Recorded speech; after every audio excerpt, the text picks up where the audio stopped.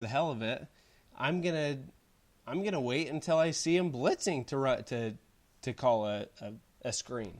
That's a crazy idea. Why don't I look at the defense, or why don't I think about because the best play call is not always the best play call. The streak down the sideline isn't the best play call against every defense. The dive up the middle is not the best or worst play call. The bubble screen or the whatever your least favorite play in the playbook is, and most people it seems like is the screen. That play is not a bad play. That play can be called. I don't care how many times they call that play. They can call it the bubble screen 20 times. If it's working 20 times and you're calling it against the right defense and you're calling it at the right time and you're mixing in the different play calls, I have no problem with that. You can call as many screens as you want, Matt Wells, but I expect that to at least to a certain extent, if I can tell they're not blitzing, then you would think Matt Wells or Kent Myers or Stevens at center, somebody would be able to tell. Somebody would be able to either check out of that play or stay in the play that's not a screen or something. So I expect those basic things. If they're laying back and they're just waiting for the screen to tackle the guy, then that's a horrible call. That is the worst play call, and that is when fans start to get frustrated as they see that not working and they see us keep calling it. So make some adjustments, switch some things up. Don't be so blasted predictable. Don't call the same thing. Don't call the same game 3 straight games. Against Air Force, they're going to have to change things up. They're going to have to call a different game. And I just don't know if I assume Matt Wells will. I assume he's going to come out and put together a good play, game plan. But I don't know. I mean, he's called the same exact game for 3 straight games. Am I completely off base? Have you guys noticed the same things?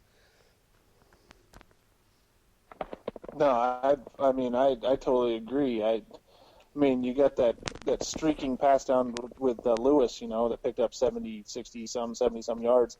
Right. And what do? They come right out of it and throw that flare pass, that flare screen receiver pass out to the sideline, and it should have been picked off. It should have been pick 6. Oh, gosh. I mean, that guy should have caught that ball, and it would have been a touchdown the other way. But it's like they don't – I mean, do you ever see them fake that and then try to get those guys to jump and go in behind them? I mean, I never see – like you said, you never see anything different. It's vanilla. It's so vanilla, and it's just so repetitive, and it's monotonous, and it's almost, I mean, everybody's heard it, the definition of insanity. That's right. What it's almost like, watching it, and it's like, if everybody knows what's coming in the stands, just like I said before, darn well the other team knows what's coming. And obviously they did, because they could have picked up 2 of those, if they could have just caught the ball. But it just, I figured, I mean, Myers, that last drive, he kept the ball a lot more on his reads. Right. And I kind of expected that more during the game, I guess. And I don't know, maybe when he got his bell rung, it made him a little hesitant to keep that, because there were some of those, it's like, man, you should have kept that. That was an easy 10, 12 yards. I mean, when he runs, he can make a guy miss, and he could take it to the house, But, I mean, for sure, a lot of those, just real easy things that it looked like he just didn't want to do for whatever reason, and maybe I don't know. The two questions after the game I really wanted answered, and I didn't get a good answer for either of them. I asked Kent Myers if he got his bell rung and got a little bit hurt and was a little bit more hesitant to run the rest of the game. For that stretch of the game until that last drive, and he said no. But that's what I saw. I saw him giving it to the running back, and I saw a little bit more hesitation from Kent Myers, and obviously if he gets hit hard and he comes back and doesn't play as well, that's he's going to have to fix that, because now he's had that happen a few times, especially that San Diego State game last year.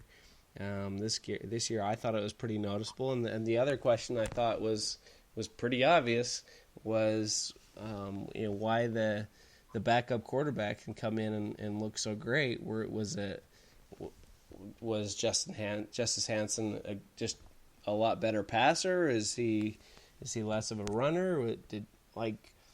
And Brock Carman kind of gave me an answer that he's a little bit, he did things a little bit differently, so it was a little bit of a change for him to kind of get used to.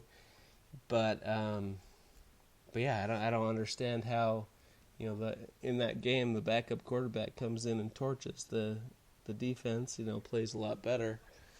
And Kent Myers didn't really run until that last series, so it was kind of mind-boggling to me. I don't understand how that happened, but anyway,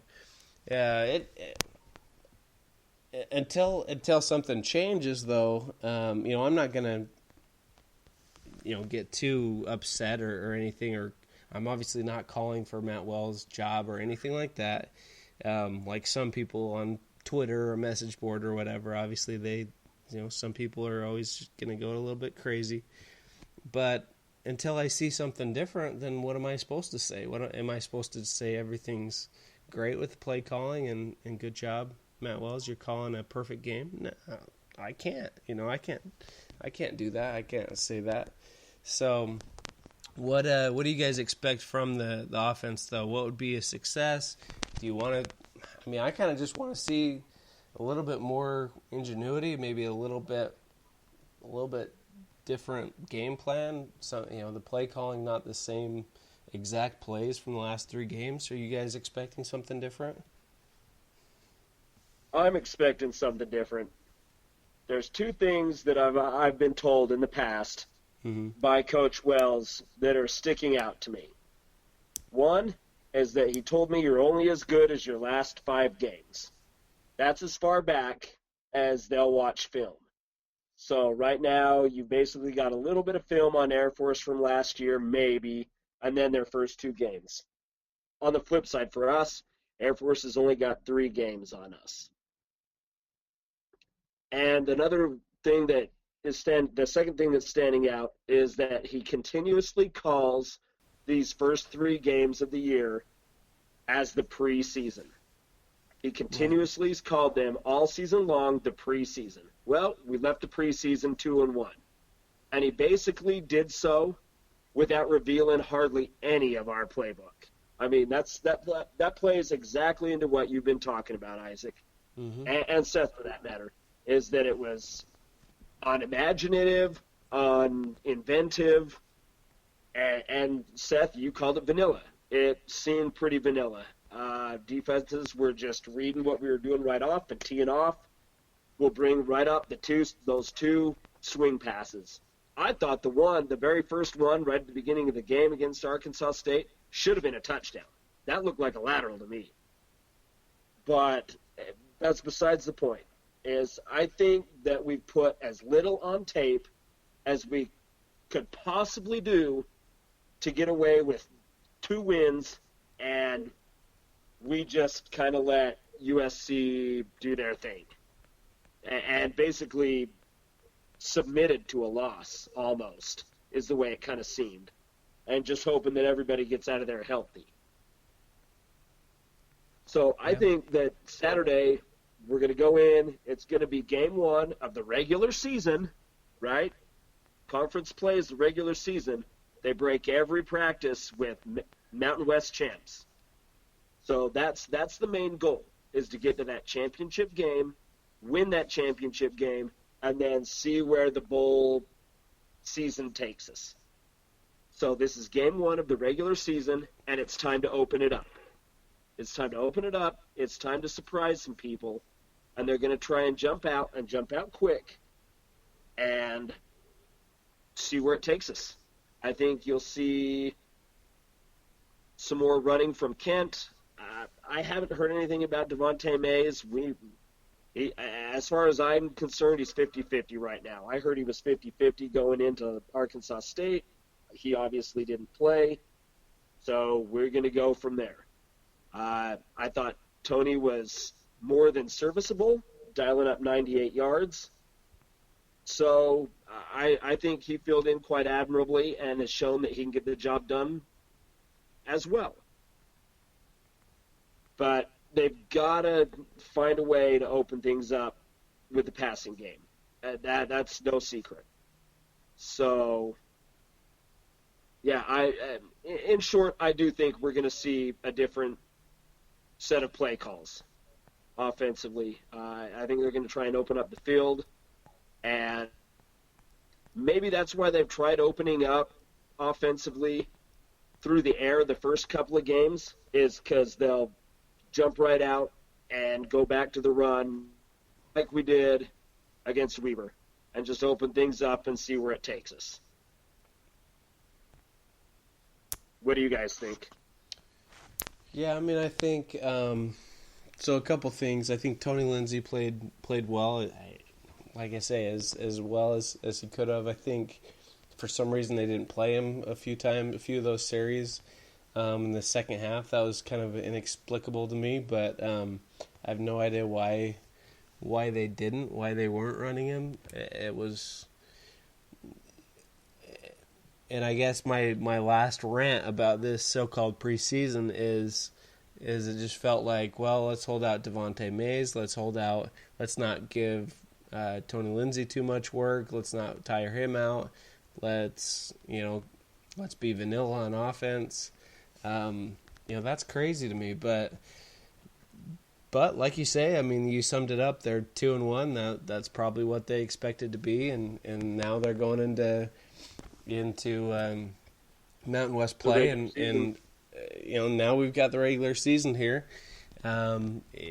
Matt Wells has said he would prefer to throw the ball a little bit more than they have the last 3 games, so I would assume they'll at least try to throw the ball a little bit more, but yeah, it's just got to be a little bit more. They got to mix it up a little bit more. They can't be so predictable. That's the bottom line. Is if Jaron Colson Green goes deep every time he goes into the game, then that's what they're going to play him. They're going to know it's coming. Those Air Force guys are smart. They know what's coming. They know. Certain receivers run certain routes and are in there for certain reasons. So, as far as Devontae Mays, let me just get this out too. Is he was close. I mean, he was really close to going. When I saw him after the game, he wasn't hobbling or limping or anything by any means. And I was told, that he got really lucky as far as what that hit could have been and what that injury could have been. It could have been a lot worse, but he'll be fine. That's what I was told before the game, talking to people on the field and stuff. So that tells me they held him out, but he should be playing. He should be at 100%, if not 100%, as close to 100% as he can. And I'm expecting him to play 100%, guaranteed. At least give it a try against Air Force, because I think they looked at it against Arkansas State. Well, yeah, what if he warms up and he doesn't feel right and he has all, puts on the pads and everything, or if he goes in the game and kind of re-injured something or whatever. It's the preseason, let's hold him out and let's save him for the next game, the regular season opener against Air Force. So that's my opinion. That's what I'm expecting from this game. Seth, do you have a thought on that before we move on? No, I mean, I just listened to Coach Wells today. You already mentioned it. He was close to 100%, but since he wasn't 100%, they just didn't want to play him. Talking about Devontae. And I was talking to the people I was sitting with, and, I just kind of does our running game really